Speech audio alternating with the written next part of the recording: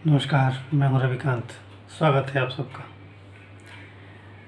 अभी हाल ही में Jharkhand high court ने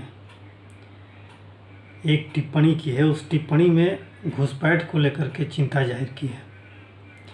जिस तरह से बांग्लादेश से जो झारखंड का पूर्वी इलाका है, संथाल परगना, वहाँ बहुत मात्रा में घुसपैठ हो रही है।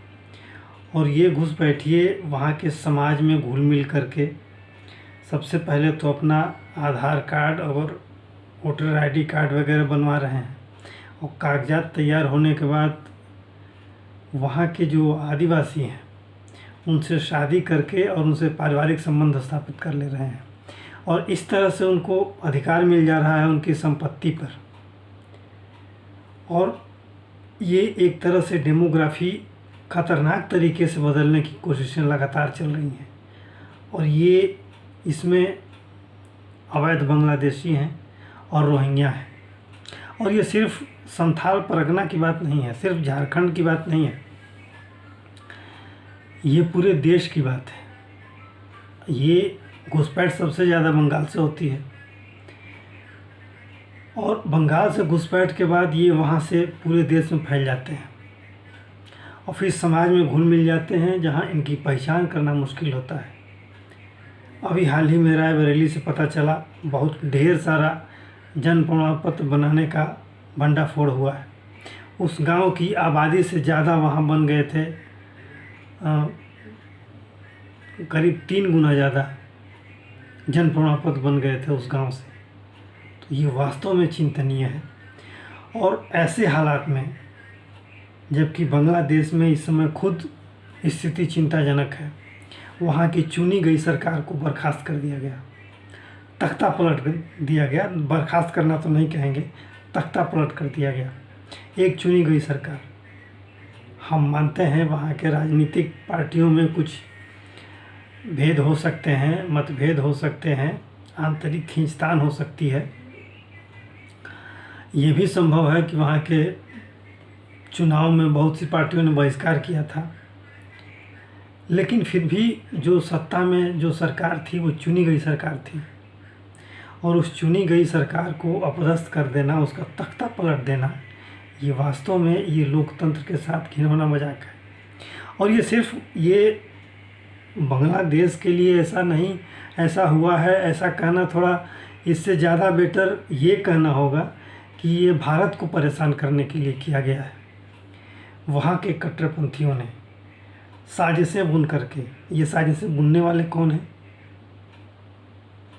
पाकिस्तान की ISI, पाकिस्तान की सेना।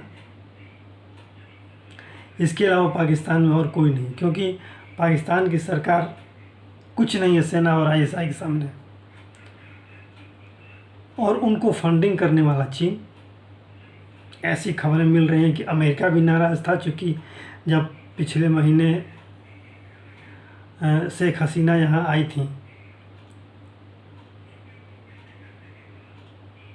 तो यहाँ आने के बाद जब प्रधानमंत्री मोदी से मिली तो कुछ समझौते हुए, और उन्होंने एक संकेत दिया था मीडिया से वार्ता करते समय कि अमेरिका यहाँ एक ईसाई देश बनाना चाहता है, म्यांमार और बांग्लादेश के कुछ हिस्सों को।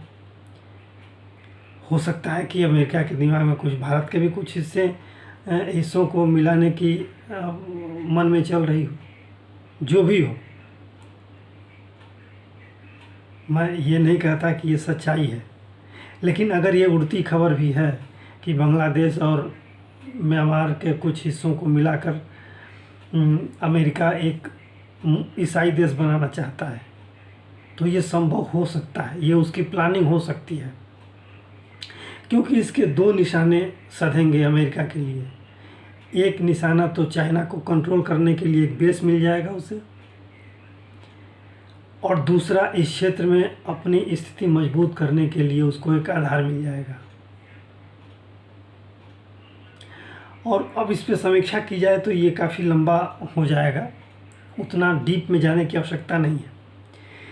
मुख्य बात यह है कि जो चिंता झारखंड हाई कोर्ट ने जाहिर की है वो देश के लिए बहुत खतरनाक है। क्योंकि ये घुसपैठिए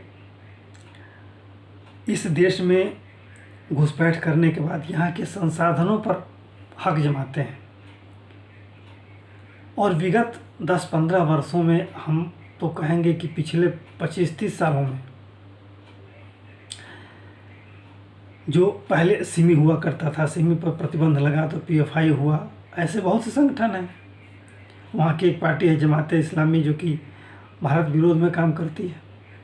और ऐसे छोटे छोटे बहुत से संगठन हैं, बहुत से एनजीओ हैं जो कि वहाँ से ऊर्जा लेकर के भारत के खिलाफ काम करते हैं। और ये सब भारत को परेशान करने की नीयत से होता है। इसकी फंडिंग सबसे ज़्यादा चीन करता है, जैसा कि खबरें मिलती हैं रह रह करके। हिंडनबर्ग की जो फर्जी रिपोर्ट आई थी उसमें भी चीन का हाथ है, ये स्पष्ट हो गया। और इसके लिए माध्यम क्या होता है? पाकिस्तान। जिस तरह से बांग्लादेश और भारत के बीच लगातार संबंध मजबूत हो रहे थे, और बिम्स्टेक को जिस तरह से भारत ने मजबूती दी है और आगे बढ़ कर के इस संगठन को मजबूत किया है, और इन संगठन के देशों में आपसी व्यापार और आपसी हितों को लेकर के काफ़ी अच्छी ट्यूनिंग बन गई थी। और ये बहुत तेज़ी से ये ग्रोथ कर रहा था बिम्स्टेक। चूँकि सार्क जो है वो ख़त्म हो गया, लगभग ख़त्म होने के कगार पे है, उसकी मीटिंग होती नहीं है पाकिस्तान के रवैये के कारण। तो इसलिए बिम्स्टेक काफ़ी तेज़ी से तरक्की कर रहा था, और ये पाकिस्तान के लिए नागवार गुजर रहा था। तो उसके लिए एक खुराफात का अवसर चाहिए था, क्योंकि पाकिस्तान की दाल नहीं गल रही है, और पाकिस्तान के अंदर ये डर है कि भारत पीओके को लेकर कौन सा फैसला लेगा आने वाले समय में, पता नहीं। और भारत तो हमेशा ये दावा करता रहा कि पीओके हमारा है, 370 हटाया, और अब तो यहाँ के लोगों में ऐसी उम्मीद है कि बहुत जल्दी पीओके भारत में शामिल हो जाएगा।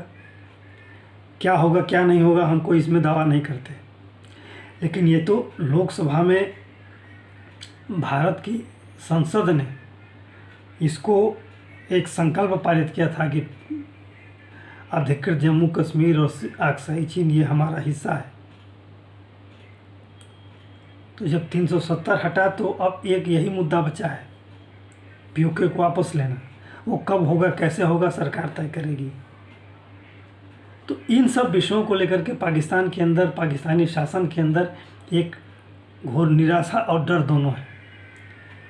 और एक डर की भावना चीन के अंदर भी है। जिस तरह से भारत से लगातार चीन को चुनौती मिल रही है, चीन उससे परेशान है, क्योंकि पीओके में काफ़ी पैसा लगा है चीन का। और चीन जिस तरह से काराकोरम दर्रे से होकर के और कराची पोर्ट तक जिस तरह से वो हाईवे बना रहा है, अनेक तरह के प्रोजेक्ट चल रहे हैं पीओके में, उसको लेकर के चाइना अलग से चिंतित था। अगर भारत ने कोई ऐसा पीओके को लेने वाला कदम उठा लिया तो काफ़ी कुछ पैसा उसमें लगा है चीन का, उसका क्या होगा। इन्हीं सब नियत की वजह से ऐसा लगता है कि बांग्लादेश में इस तरह की तख्ता पलट की कार्रवाई की गई, और ये सिर्फ और सिर्फ भारत को परेशान करने के लिए है, भारत को घेरने के लिए है। जैसा कि चीन हमेशा से कोशिश करता रहा है, एक तरफ श्रीलंका, एक तरफ मालदीव और एक तरफ पाकिस्तान और बांग्लादेश। तो उसकी कोशिश हमेशा रही है कि भारत को किस तरह से परेशान किया जाए। हालांकि मालदीव को भी ये अब समझ में आने लगा है, श्रीलंका पहले ही समझ गया है, जो उसके हालात अभी 2-3 साल पहले थे उसको देखते हुए उसे समझ में आ गया है। बांग्लादेश को भी बहुत जल्दी समझ में आ जाएगा। वहाँ की जो अतिवादी संगठन है, जिस तरह से मार काट मची है, जिस तरह से समाज में अशांति है, जिस तरह से हिंदुओं को काटा जा रहा है, वहाँ के प्रतिष्ठानों को नष्ट किया जा रहा है, हिंदू आबादी को नुकसान पहुंचाया जा रहा है, उनके घरों को आग लगाई जा रही है, उनके व्यावसायिक प्रतिष्ठानों को, मंदिरों को, हर जगह तोड़ फोड़ है। अब नई सरकार बनी है, एक अर्थशास्त्री के नेतृत्व में बनी है, जिन्हें नोबेल पुरस्कार मिल चुका है ग्रामीण बैंक के विकास को लेकर के। सरकार से क्या रिश्ते रहेंगे, आगे क्या होगा, वो नई सरकार किस तरह से व्यवहार करेगी, ये सब भविष्य की बातें हैं। लेकिन जो ये चिंता जाहिर की गई है घुसपैठ को लेकर के, वो चिंता जैसे ही बांग्लादेश में ये स्थिति हुई, वो चिंता की लकीरें पूरे देश के लिए है, सरकार के लिए है। और सरकार जिस तरह से चौकन्ना है अपने बंगाल सीमा को लेकर के, सेना को भी अलर्ट किया गया है, बीएसएफ को भी अलर्ट किया गया है। और सरकार की चिंता तब और बढ़ जाती है जब बंगाल की कानून व्यवस्था पिछले 10 वर्षों से काफ़ी लचर है। ममता बनर्जी ने इस बंगाल की स्थिति को इस तरह से कमज़ोर कर दिया है और इस तरह से वो कट्टरपंथियों के दबाव में काम कर रही हैं, जिसका कि सीधा लाभ इन घुसपैठियों को ही मिलता है। संदेश खाली वाली घटना आपको याद होगी, उसको दोबारा हमें दोहराने की आवश्यकता नहीं है।